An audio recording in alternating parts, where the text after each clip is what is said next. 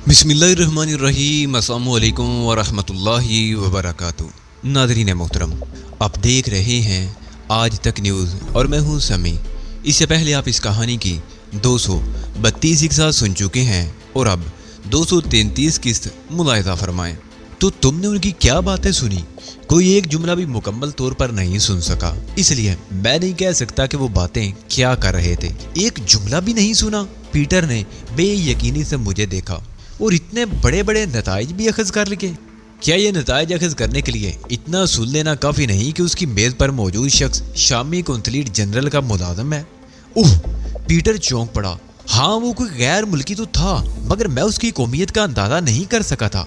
उसका अरब होना तो साफ ज़ाहिर था, मगर उसके मज़हब और कौमियत का पता मुझे भी उनकी गुफ्तगू ही से चला। ठीक है, मैं माने लेता हूँ कि हमें ये मालूमात हासिल हो गई हैं, मगर हम उन मालूमात से फ़ायदा क्या उठा सकेंगे? ये इतनी आसानी से समझ आने वाली बात नहीं है। आओ वापस चलते हैं। बुढ़ से बात करने के बाद मुमकिन है सूरत हाल और वादे हो जाए। हम वहाँ से वापस आ गए। पीटर ने खामोशी इख्तियार कर ली थी और वो खासा मायूस नजर आ रहा था, मगर मैंने भी उसके बाद उससे कोई बात नहीं की। मालूम नहीं उसने मुझसे क्या तवक्कुआत व्यवस्था कर ली थी। बुढ़ अपने कमरे ही में था और फोन पर किसी से गुफ्तगू कर रहा था। हम बैठ गए। चंद मिनट गुफ्तगू करने के बाद वो मेरी तरफ मुड़ा और बोला, इंपीरियल होटल से ओलिवर सीधा उसी इमारत में वापस गया है। ठीक है, मैंने मुतमईन अंदाज में सर हिलाया। उसे ताकुब का शुबा तो नहीं हुआ। यकीन से तो नहीं कहा जा सकता, लेकिन उसका ताकुब करने वाले का ख्याल है कि वो अपने ताकुब से बाखबर हो गया है। क्या उसने ऐसी कोई हरकत की जिसकी बिना पर यह ख्याल पैदा हुआ? मैंने तेजी से पूछा। नहीं चीफ, ओलिवर ने ऐसी कोई हरकत नहीं की। उसके बावजूद भी यही ख्याल है कि उसे अपनी निगरानी किए जाने का पता चल गया है। ठीक है बुढ़, मैंने एक तवील सांस ली। हम मजीद रिस्क नहीं ले सकते। अब उस इमारत से बरामद होने वाले किसी शख्स का भी ताकुब ना किया जाए और इमारत की निगरानी करने वालों को भी इंतहाई मोहतात रहने की हदायत कर दो। वो तो पहले ही बहुत मोहतात हैं चीफ। उस तरफ से तो बिल्कुल बेफिक्र रहो। उन्हें कभी नहीं मालूम हो सकेगा कि इमारत की निगरानी हो रही है। माफ करना मिस्टर बुढ़, तुम लोगों के काम करने का अंदाज मेरी समझ में नहीं आ सका, पीटर ने कहा। बुढ़ ने मुतैराना अंदाज में पहले पीटर को और फिर मुझे देखा। मैं इस बात का मकसद नहीं समझ सका। उसने पलकें झपकाते हुए कहा, पहले ये सुन लो कि होटल में क्या बीती। मैंने उसे तफसीलात बताई। पीटर का ख्याल था कि ओलिवर को रास्ते ही में घेर लेना चाहिए, जबकि मैं इस बात के खिलाफ था। ठीक है चीफ, मैं समझ गया, बुढ़ ने सर हिलाकर कहा और पीटर से मुखातिब हुआ। मेरी समझ में नहीं आता कि क्या कहूँ, मगर तुम सिर्फ इस नुक्ते पर गौर करो कि हमारा तरीका कार तुम्हारे लिए नाकाबिले फहम होना ही चाहिए, इसलिए कि ये तुम्हारे तरीके कार से बहुत मुख्तलिफ है। और अगर तुम्हारा तरीका कार दुरुस्त होता तो तुम नाकाम क्यों रहते? बुढ़ के इस्तदलाल ने मुझे हैरान कर दिया, हालांकि ये बिल्कुल सामने की बात थी। मैं बड़े गौर से पीटर के चेहरे की तरफ देख रहा था, जिसके तासरात बहुत तेजी से तब्दील हो रहे थे। तुम्हारी बात से मुत्तफिक होने के सिवा मेरे पास कोई चारा नहीं, बिलाकर उसने एक तवील सांस लेकर कहा। यकीनन मेरे तरीक़ेकार की कोई खास खामी ही मेरी नाकामियों का सबब रही होगी।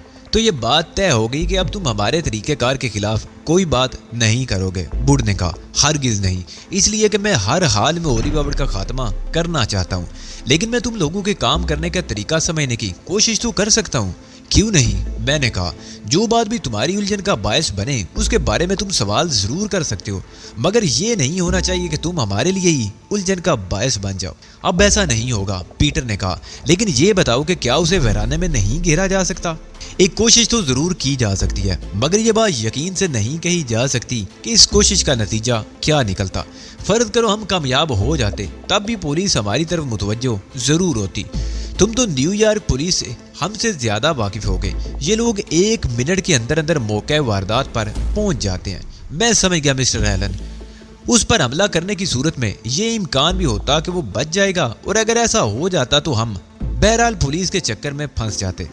मुझे खुशी है कि बात तुम्हारी समझ में आ गई, मैंने कहा, हालांकि मैंने उसे असल बात बताई ही नहीं थी। न्यूयॉर्क की पुलिस से मुझे कोई खौफ नहीं था, मुझे तो तहजीब की फिक्र थी, इसलिए मैं उस इमारत में घुसने की फिक्र में था जिसे ओलिवर ने अपना अड्डा बना रखा था। और अब तो मैं इस फिक्र में था कि ओलिवर ने शामी कौंसलेट के किसी मुलाजिम से क्यों मुलाकात की। दफातन फोन की घंटी बजी और मैं चौंक पड़ा। बुढ़ ने रिसीवर उठा लिया था, फिर उसने रिसीवर पीटर की तरफ बढ़ा दिया। तुम्हारी कॉल है मिस्टर पीटर। पीटर ने बुढ़ से रिसीवर लिया और चंद लम्हे दूसरी तरफ से कही जाने वाली बात सुनता रहा। फिर माउथ पीस पर हाथ रखकर मुझसे मुखातिब हुआ। मेरे उस मुलाजिम का फोन है जो मेरे मेकअप में नाइट क्लब में मेरी जगह काम कर रहा है। कुछ देर कबल उसके पास एक लड़की आई थी जो उससे उस जोड़े के बारे में पूछ रही थी जिसे मैंने पनाह दी है और जिससे मैं कोई काम लेना चाहता हूँ। ये क्या कह रहे हो? मैंने बुकला कर कहा। किसी लड़की को इस बात का इल्म कैसे हो सकता है? मेरे आदमी ने लाइल्मी जाहिर की तो उसने बड़े यकीन से कहा कि तुम्हें मुतला कर दिया जाए, मगर तुम्हारे साथ जो लड़की है उसे ये ना मालूम होने पाए कि सिल्विया नामी लड़की तुम्हें पूछ रही थी। मेरी खोपड़ी घूम गई। सिल्विया मुझे क्यों तलाश कर रही है? जरा उससे सिल्विया का हुलिया तो पूछो। पीटर ने अपने मुलाजिम से पूछकर मुझे उस लड़की का हुलिया बताया जो 100% सिल्विया ही का हो सकता था। ठीक है, मैंने एक तवील सांस लेकर कहा। उससे कहो कि सिल्विया को क्लब में ही रोके, मैं कुछ देर में उससे राब्ता करूंगा। पीटर ने रिसीवर मेरी हदायत दोहराकर फोन बंद कर दिया। सिल्विया कौन है चीफ? बुढ़ ने पूछा। हारून राबील की एक मुलाजिम है, मगर वो तो उस इमारत में थी, क्लब में कैसे पहुंच गई? तब फिर वो सिल्विया ही रही होगी, बुढ़ ने खुद कलामी के अंदाज में कहा और मैं उसे घूरने लगा। कौन सिल्विया रही होगी? मैंने पूछा। जिस वक्त तुम और मिस्टर पीटर होटल एम्पीरियल गए थे, मुझे इतला मिली थी कि उस इमारत से एक लड़की निकली है। मैंने उसे गैर आम समझकर उसका ताकुब नहीं कराया था। शायद वही सिल्विया होगी। मालूम तो यही होता है, मैं बुड़बुड़ाया। लेकिन तुम्हें चाहिए था कि मुझे बता देते। मुझे ख्याल नहीं रहा था चीफ। खैर अब ये बताओ कि तुम उससे राब्ता किस तरह करोगे? उससे मिलने जाऊंगा, मैंने कहा। मेरे लिए किराए की एक कार का बंदोबस्त करो। किराए की कार के लिए तो सिर्फ एक फोन करना होगा चीफ, मगर ये भी तो सोचो कि उससे इस तरह मिलना खतरनाक साबित भी हो सकता है। खतरनाक किस तरह साबित हो सकता है? वो लड़की है या तोप का गोला जो मेरे मिलने से फट जाएगा? मुकाबले पर ओली वावड़ा है चीफ, ये किसी किस्म का जाल भी हो सकता है, बुढ़ ने कहा। हाँ हो तो सकता है, मैंने मुस्कुरा कर कहा, मगर मैं उससे मिलने जरूर जाऊंगा।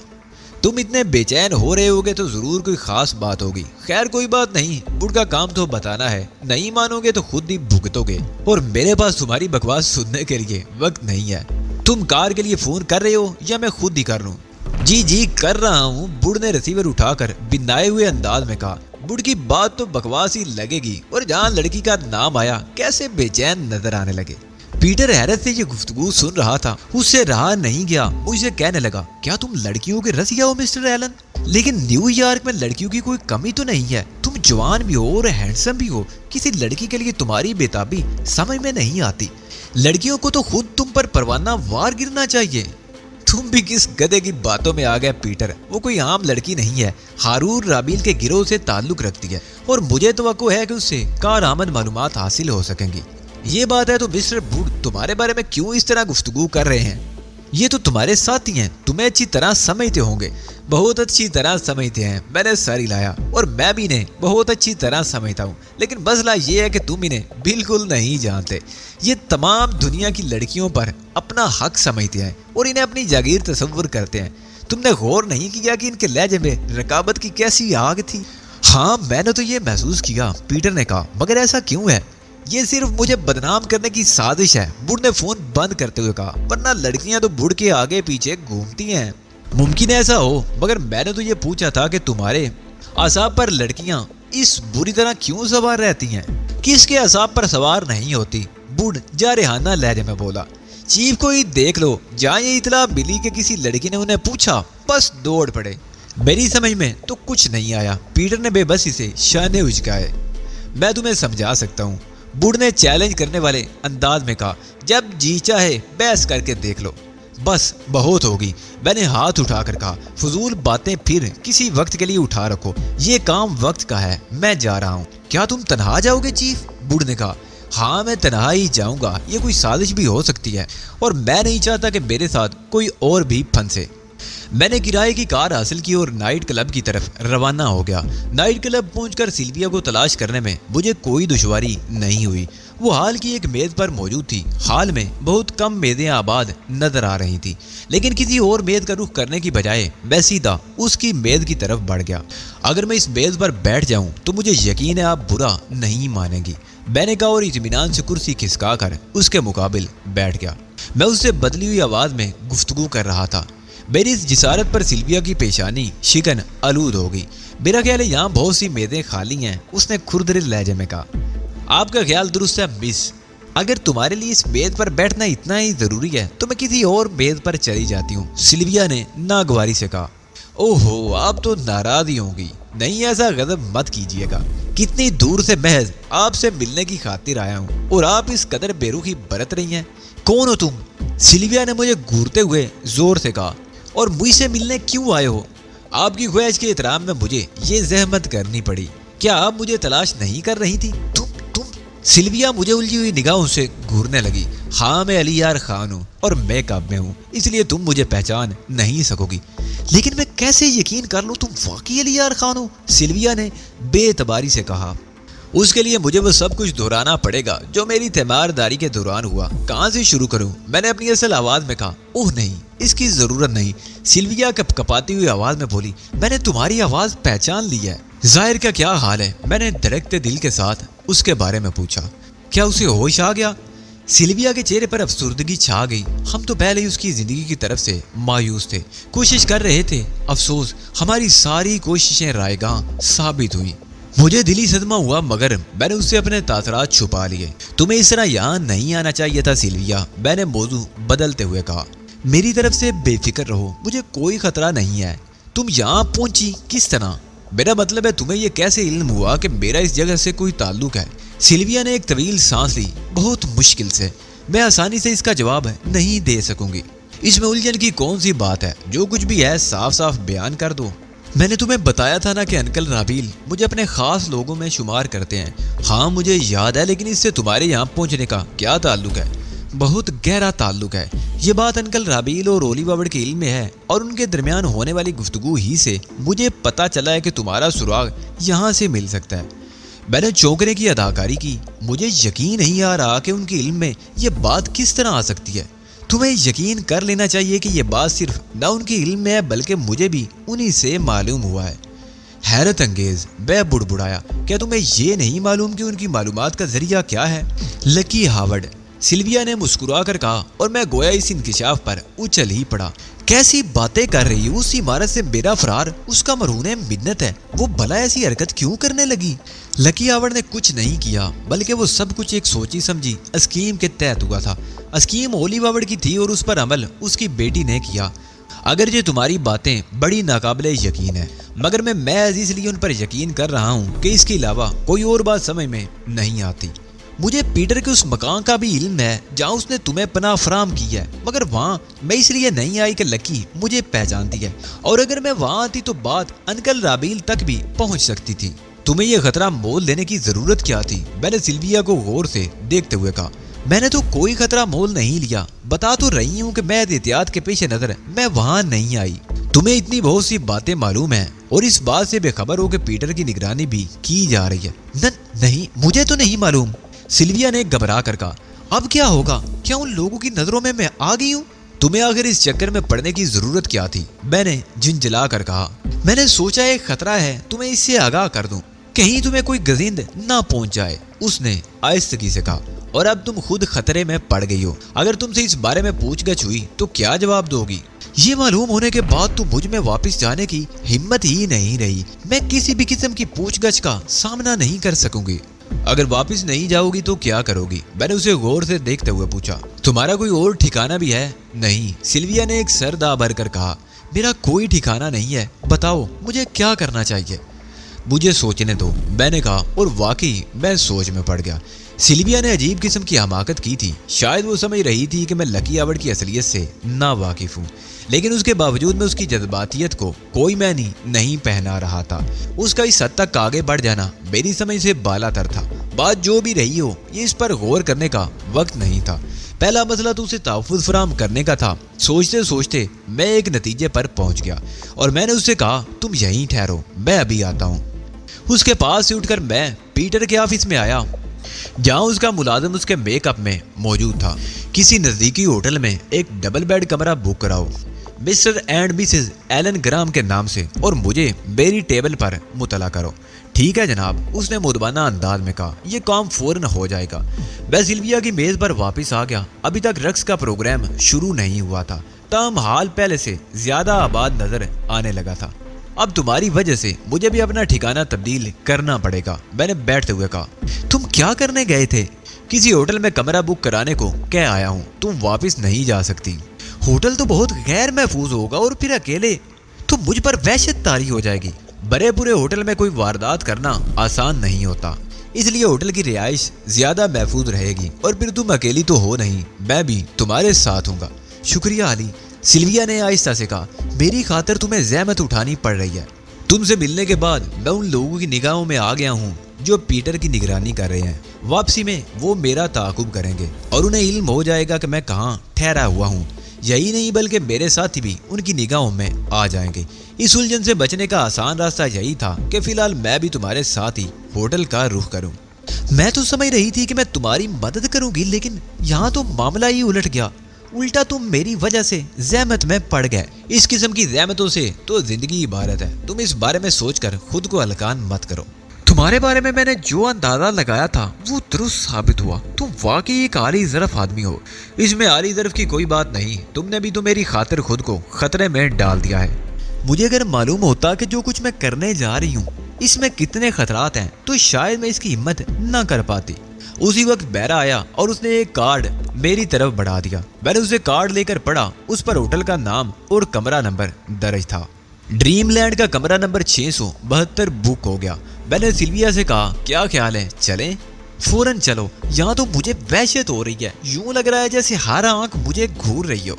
नाइट क्लब से निकलने से कबल मैंने किराए की कार के सिलसिले में पीटर की जगह उसके बैकअप में काम करने वाले मुलाजिम को हदायत दी। फिर सिल्विया के साथ उसकी कार में बैठकर रवाना हो गया। ड्रीमलैंड ज्यादा दूर नहीं था। मैंने रास्ते बरकब नमा पर नजर रखी थी, मगर मुझे ऐसा कोई सुराग नहीं मिला जिसकी बिना पर मैं ये कह सकता कि हमारा ताकुब किया गया है। होटल के काउंटर पर जरूरी कार्रवाई के बाद मैंने कमरे की चाबी हासिल की और हम कमरा नंबर 672 में पहुंच गए। सिल्विया कमरे में पहुंचते ही बेड पर ढेर हो गई और मैं कमरे का दरवाजा अंदर से मुकफ्फल करके सोफे पर बैठ गया। खुदा की पनाह, सिल्विया ने वहशत से कहा, आज पहली बार ये एहसास हुआ कि मैं किस कदर गैर महफूज हूँ। इससे कबल भी शायद तुमने इसी किस्म की बातें की थी। मैंने कहा, मैं अंकल राबील की तरफ से गैर मुतमईन जरूर थी, मगर इस अंदाज में कभी सोचा नहीं था कि अगर मुझ पर बुरा वक्त आ जाए तो सर छुपाने तक कोई जगह मुयस्सर नहीं आएगी। फिलहाल तो तुम यहाँ रहो। मेरा ख्याल है किसी ने हमारा ताकुब नहीं किया और ये एक गैर मामूली बात है। गैर मामूली बात? सिल्विया ने यूं कहा जैसे उसका ज़हन कहीं और हो। नहीं, ये इतनी गैर मामूली बात नहीं है। क्यों नहीं है? क्या हारून राबील के आदमी तुम्हें वहां देखकर चौंके नहीं होंगे? अगर उनकी कारकर्दगी का यही आलम है तो ओली बावड़ का खुदा ही हाफिज है। मैं अंकल राबील से सख्त मुतनफ़र हूँ, सिल्विया ने कहा। और अब ओली बावड़ तुम्हारे गिर्द जिस किस्म के जाल बुन रहा है, उसके बाद उन लोगों के लिए मेरे दिल में हमदर्दी की जर्रा बराबर भी रमक बाकी नहीं रह गई। खुदा जाने अंकल राबील की गर्दन पर कितने बेगुनाहों का खून होगा। ओली बावड़ की हद तक तो मैं वाकिफ हूँ। वो जुराइम की दुनिया का बेताज बादशाह है। लेकिन मैंने फैसला कर लिया है कि अब उन लोगों को ख़त्म हो जाना चाहिए, उसके लिए मुझे कितना ही बड़ा कदम क्यों ना उठाना पड़े। लेकिन तुम तो एक डॉक्टर हो। तुम्हारा पेशा तुम्हें अमन और सलामती का दर्स देता है। तुम भला इन तकरीबी सरगर्मियों के खिलाफ क्या किरदार अदा कर सकोगी? मुझे अगर मेरे पेशे तक ही महदूद रखा गया होता तो शायद मैं ये फैसला ना करती, लेकिन अब इसके सिवा कोई चारा नहीं रहा। पेशे तक महदूद रखे जाने से तुम्हारी क्या मुराद है? मैंने पूछा। ओली बावड़ की वजह से मुझे फील्ड में आना पड़ा। मुझे अंकल राबील पर भी गुस्सा है, उन्होंने भी उसके इस फैसले की मुखालफत नहीं की। ओली बावड़ की वजह से क्या हुआ? तुम तो मेरी हमदर्दी में इस चक्कर में फंस गई। ये बात नहीं है अली, सिल्विया ने एक ठंडी सांस लेकर कहा।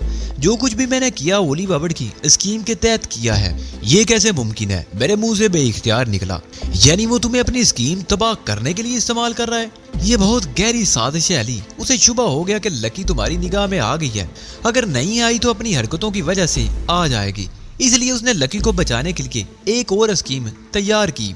यानी तुमसे कहा कि जाकर मुझे लकी की असलियत से आगाह कर दो ताकि मैं उस पर हाथ डाल दूं। मैंने तंतिया लहजे में कहा। उस वक्त लकी तुम्हारी दस्तरस से बहुत दूर निकल चुकी होगी। तय ये हुआ था कि जब तुम मेरे पास पहुंचोगे तो लकी को पीटर के उस बंगले से निकाल लिया जाएगा जहां वो मौजूद है। तुम्हें शायद इल्म ना हो कि उसके पास ट्रांसमीटर मौजूद है। जैसे ही ओली बावड़ की इतला मिली होगी कि तुम मेरे पास पहुंच गए हो, उसने लकी को ट्रांसमीटर पर वहां से निकलने की हदायत कर दी होंगी। लेकिन ये कोई जरूरी तो नहीं था कि मैं तुम्हारे बुलाने पर आ ही जाता। मैंने कहा, अगर मैं ना आता तो क्या होता? اگر تم نہ آتے تو مجھ سے فون پر ضرور بات کرتے اور میں تمہیں ملنے پر رضامند کر ہی لیتی۔ لیکن یہ ساری باتیں تم نے مجھے پہلے کیوں نہیں بتائی اور اب کیوں بتا رہی ہو؟ اگر پہلے بتا دیتی تو مجھے ڈر تھا کہ کہیں تم جلد بازی میں لکی کے خلاف کوئی قدم نہ اٹھا بیٹھو۔ اگر ایسا ہو جاتا تو میں خطرے میں پڑ جاتی۔ اس کے علاوہ میری نگرانی بھی ہو رہی تھی، اس لیے میں نے مناسب یہی سمجھا کہ پہلے اولیور وڈ کی اسکیم کو تکمیل تک پہنچنے دیا جائے۔ اصل صورتحال سے تمہیں بعد میں بھی آگاہ کیا جا سکتا تھا۔ لکی ایورڈ کو اس اسکیم کا علم کس طرح ہوا ہوگا؟ میں نے پوچھا۔ اس ٹرانسمیٹر پر اس سے رابطہ کیا گیا ہوگا جب تم میرے پاس کلب پہنچے تھے۔ میں تو میک اپ میں تھا، کسی نے مجھے کس طرح پہچانا ہوگا؟ میں اپنی جگہ کسی اور کو بھی تو بھیج سکتا تھا۔ اولیور نے مجھ سے کہا تھا کہ اگر تم آئے بھی تو میک اپ میں ہوگے اور کوئی بھی تمہیں پہچان نہیں سکے گا، اس لیے مجھے یہ ذمہ داری سونپی گئی تھی کہ مجھ سے ملنے تم ہی آئے ہو، کوئی اور نہیں آیا۔ ایک مخصوص اشارہ کر دوں تاکہ اس کے آدمی اپنا کام شروع کر دیں۔ گویا اولیور کے آدمی تمہارا تعاقب کرتے ہوئے وہاں پہنچے تھے۔ انکل رابیل کے آدمی جو اب اولیور کے کہنے کے مطابق کام کر رہے ہیں، سلویا نے تصحیح کی۔ میں نے پوچھا تھا وہ عبارت سے ہی تمہارا تعاقب کرتے آئے تھے یا پہلے سے وہاں موجود تھے؟ میرا خیال ہے یہ وہی لوگ تھے جو پیٹر کی نگرانی کر رہے تھے، کیونکہ راستے میں نے اپنے عقب میں کسی کو بھی نہیں دیکھا۔ تو جب میں اپنی اصلی آواز میں بولا اور تم نے مجھے شناخت کر لیا تو تم نے ان لوگوں کا اشارہ کر دیا؟ ہاں، سلویا نے کہا، یہ کام مجھے سونپا گیا تھا اور مجھے ہی کرنا تھا۔ تمہارے ذہن میں یہ خیال نہیں آیا کہ اس طرح میری زندگی خطرے میں بھی پڑ سکتی ہے؟ یہ تو میں نے سوچا ہی نہیں تھا، سلویا نے کہا۔ اس کی آنکھیں خوفزدہ انداز میں پھیل گئی تھی، پھر دفعتاً وہ سنبھل کر بولی، لیکن نہیں، اس سب کا تو مقصد کچھ اور تھا۔ تم تو پہلے بھی ان کی دسترس میں تھے، اگر تمہاری زندگی لینا ہی ان کا مقصد ہوتا تو وہ تمہیں نکلنے ہی کیوں دیتے؟ میں بھی یہی سوچ رہا ہوں، اپنی بیٹی کے ساتھ مجھے فرار کرانے سے اولیور کا کیا مقصد تھا؟ تمہاری سرگرمیوں پر نظر رکھتے ہوئے یہ طے ہوا تھا کہ لکی تمہارا اعتماد حاصل کر کے تمہارے ہر اقدام سے اولیور کو باخبر کرتی رہے گی، اور اب اس مقصد کے لیے لکی کی بجائے تمہارا انتخاب کیا گیا ہے۔ ہاں، سلویا نے بلا جھجک کہا۔ تمہارے بارے میں کوئی بھی اہم اطلاع ان تک پہنچانا میری ذمہ داری ہے۔ لیکن اس کام کے لیے تمہارا انتخاب کیوں کیا گیا؟ کیا اور لوگ نہیں تھے؟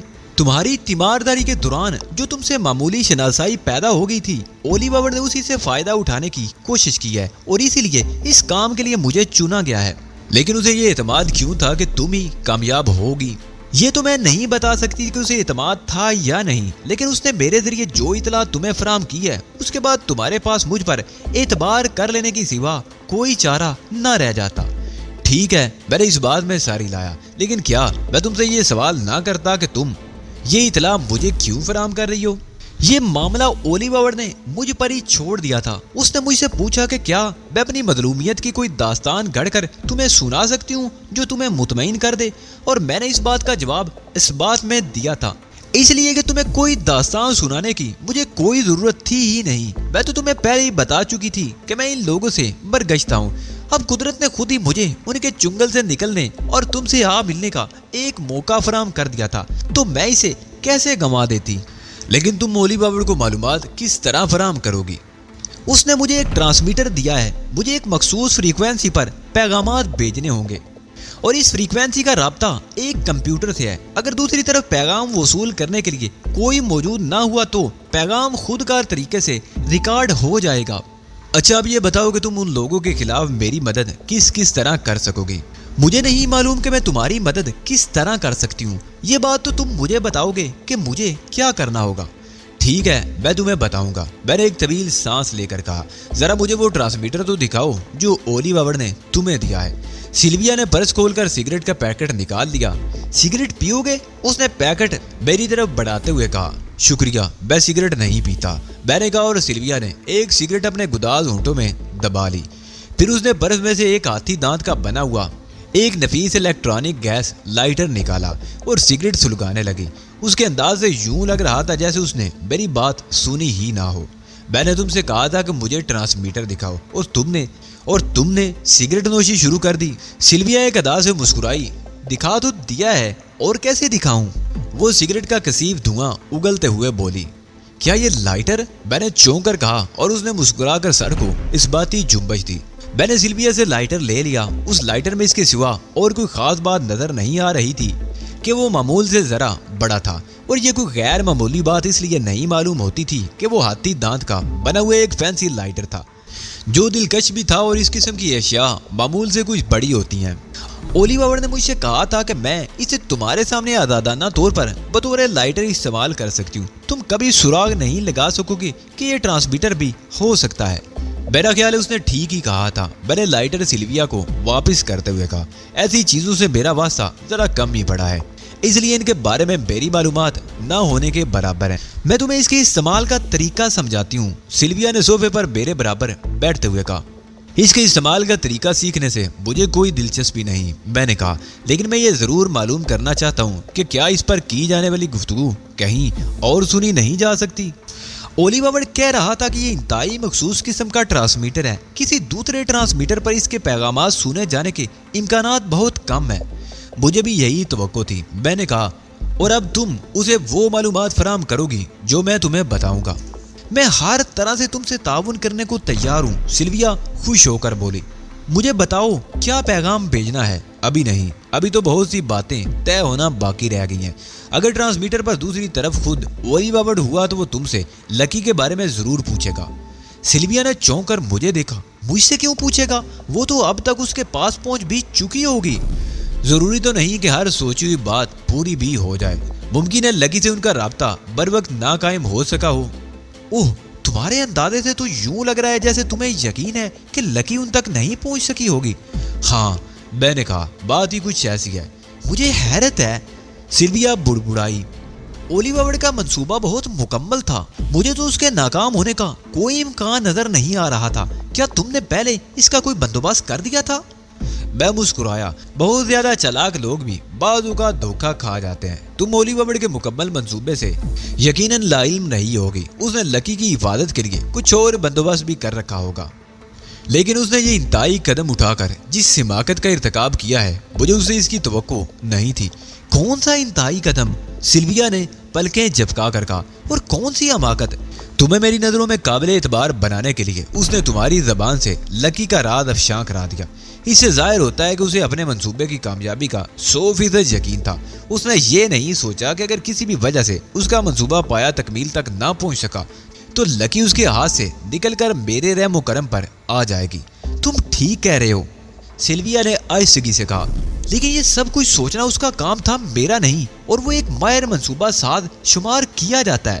منصوبہ ساز نہیں، سازشی، میں نے متنفرانہ لہجے میں کہا۔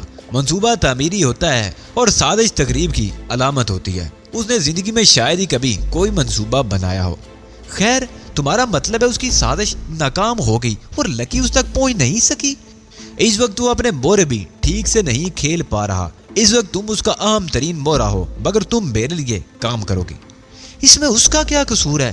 میں تو پہلے ہی انکل رابیل سے بدظن تھی۔ اولی بابڑ ظاہر ہے دلوں کا حال تو نہیں جان سکتا۔ کوئی بھی جان نہیں سکتا، میں بھی جان نہیں سکتا۔ اس اعتبار سے مجھے بھی دھوکے کھاتے رہنا چاہیے۔ اگر میں خود ہی تمہیں آگاہ نہ کر دیتی تو میرے ہاتھوں دھوکہ کھا ہی گئے تھے۔ اس بارے میں کچھ کہنا اس لیے فضول ہے کہ اس کا فیصلہ آنے والا وقت ہی کر سکتا ہے۔ لیکن لکی آوڑ نے تو تمہیں پوری طرح شیشے میں اتار لیا تھا، اس کے بارے میں کیا کہو گے؟ اگر اس نے مجھے اسی طرح شیشے میں اتار لیا تھا جس طرح تم بیان کر رہی ہو تو اولی بابڑ کی اس بکھلاہٹ کو کیا کہو گی جس کے نتیجے میں اس نے لکی کو بچانے کی خاطر انتہائی مخدوش منصوبہ ترتیب دیا ہے؟ سلویا نے پہلو بدلا۔ وہ تو لکی کی اپنی حماقت تھی، اگر وہ محتاط رہتی تو یہ نوبت ہی نہ آتی۔ تم بہت ذہین لڑکی ہو، میں نے مسکرا کر کہا۔ اولی بابڑ کی وکالت بڑے اچھے طریقے سے کر رہی ہو۔ غلط مت سمجھو، میں کسی کی وکالت نہیں کر رہی ہوں، اپنی دانست میں تمہیں ایک درست بات کہہ رہی ہوں۔ تمہاری صاف گوئی مجھے بے حد پسند آئی۔ کسی قسم کی بدگمانی کرنے کے بجائے تم ہر بات کہہ رہی ہو۔ لکی آوڑ کو میں بہت عرصے سے جانتا ہوں اور اس سے بھی زیادہ عرصے سے اس کے باپ سے واقف ہوں۔ مجھے چونکانے کے لیے تو لکی آوڑ کا تبدیل شدہ رویہ ہی بہت کافی تھا۔ اس کے بارے میں نے اندازہ کر لیا تھا کہ وہ کیا عزائم لے کر میرے پاس آئی ہے، مگر میرے پاس اس کے خلاف کوئی ثبوت نہیں تھا، تاہم میں اس کی طرف سے محتاط تھا۔ پھر کل رات میں نے اسے رنگے ہاتھوں پکڑ لیا، اس وقت جب وہ اپنے باپ سے ٹرانسمیٹر پر محو کلام تھی اور میرے بارے میں رپورٹ پیش کر رہی تھی۔ میں خاموش ہو گیا۔ پھر کیا ہوا؟ لکی نے بے صبری سے پوچھا۔ मैं शायद उस हद तक ना जाता, मगर उसकी इश्तियाल अंगेज गुफ्तगू मेरे लिए इस हद तक नाकाबिले बर्दाश्त साबित हुई कि मैंने उसे सफर आखिरत पर रवाना कर दिया। तो ये बात थी। सिल्विया ने एक तवील सांस ली। इसी बिना पर तुम इतने पुरयकीन थे कि लकी अपने बाप तक नहीं पहुंची होगी? जिस सफर पर वो रवाना हुई है उसकी एक ही मंजिल होती है, और ये वो मंजिल है जो कभी तब्दील नहीं होती। तो अब तुम ही बताओ कि ओलिवर लकी के बारे में पूछे तो उसे क्या जवाब दूं? बाद में बताऊंगा, मैंने कहा। पहले तो मुझे ये बताओ कि ओलिवर ने तहदीब को क्यों कैद कर रखा है।